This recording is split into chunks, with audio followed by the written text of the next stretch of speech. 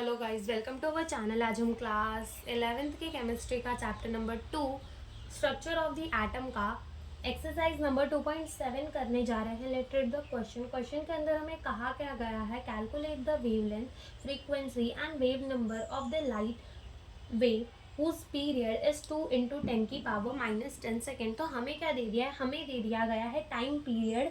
ठीक है, एक लाइट की वेव का टाइम पीरियड दे दिया गया है 2 इंटू 10 की पावर -10 सेकेंड। ठीक है, और हमें बोला क्या गया है कि तुम पहले उसकी वेवलेंथ निकालो। क्या बोला गया है, पहले उसका वेवलेंथ निकालो, फिर उसकी फ्रीक्वेंसी निकालो और क्या निकाल दो, उसका वेव नंबर निकाल दो। ये तीनों चीज़ें हमें पूछी हैं। तो देखो, अगर हमें ये क्वेश्चन स्टार्ट करना है तो हम डायरेक्टली पहले ही वेव लेंथ नहीं निकाल सकते, हमें पहले फ्रीक्वेंसी से स्टार्ट करना पड़ेगा। क्यों? क्योंकि फ्रीक्वेंसी होती है हमारी 1 में टाइम पीरियड। ठीक है, तो हम लिखते हैं यहाँ पर 1 में टाइम पीरियड कितना गिवन है, 2 इंटू 10 की पावर -10। तो 1 डिवाइडेड बाई 2 करेंगे तो 0.5 आ जाएगा, इंटू 10 की पावर 10 -10 जो है वो ऊपर जाकर पॉजिटिव हो जाएगा। यहाँ से जब हम अपने डेसिमल को राइट में शिफ्ट करेंगे तो पावर हमारी होगी माइनस, और ये हो जाएगा हमारा 5 इंटू 10 की पावर 9। ठीक है, और टाइम पीरियड 1 में सेकंड होता है। ठीक है, तो ये हमारा हर्ट्स में हो जाएगा, बिल्कुल हो जाएगा। तो 5 इंटू 10 की पावर 9 हर्ट्स, ये क्या आ गई, हमारी फ्रीक्वेंसी आ गई। अब एक बार फ्रीक्वेंसी आ गई तो अब हम वेवलेंथ निकाल सकते हैं। कैसे? क्योंकि हमें पता है कि c is equals to mu lambda होता है, वेर c क्या होता है, speed of the light 3 into 10 की पावर 8 मीटर पर सेकेंड। ठीक है, वेवलेंथ हमें लैम्बडा निकालना है और म्यू का मतलब होती है फ्रीक्वेंसी। तो लैम्बडा जो है वो आ जाएगी c अपॉन में न्यू, यानी कि 3 इंटू 10 की पावर 8 मीटर पर सेकेंड। ठीक है, और फ्रीक्वेंसी हमें कितनी गिवन है, 5 इंटू 10 की पावर 9 हर्ट्स का मतलब होता है 1 सेकेंड। ठीक है, 1 सेकेंड।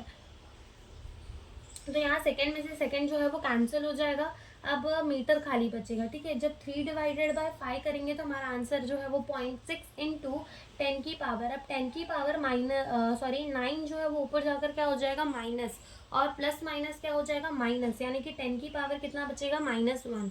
अब जब मैं अपने डेसिमल को राइट में शिफ्ट करती हूँ तो पावर मेरी होती है ऐड। ठीक है, पावर मेरी क्या होगी, जब मैं अपने डेसिमल को राइट में शिफ्ट करूंगी तो पावर मेरी होगी ऐड।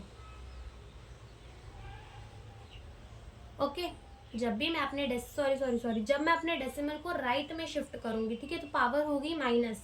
ठीक है, पावर क्या हो जाएगी, माइनस, और माइनस माइनस हो जाएगा प्लस, तो 6 इंटू 10 की पावर -2 मीटर हो जाएगा। ओके, जब भी डेसिमल को हम राइट में शिफ्ट करेंगे तो पावर हमारी क्या होती है, माइनस, और जब भी लेफ्ट में शिफ्ट करेंगे तो पावर हमारी होती है add.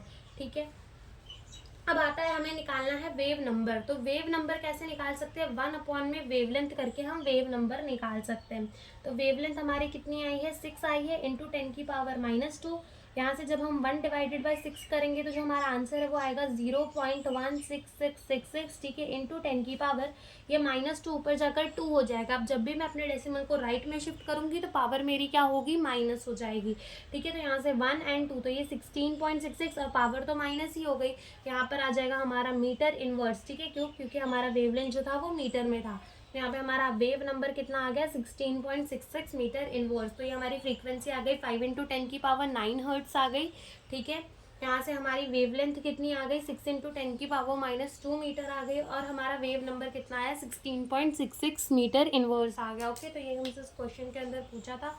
Thank you for watching the video.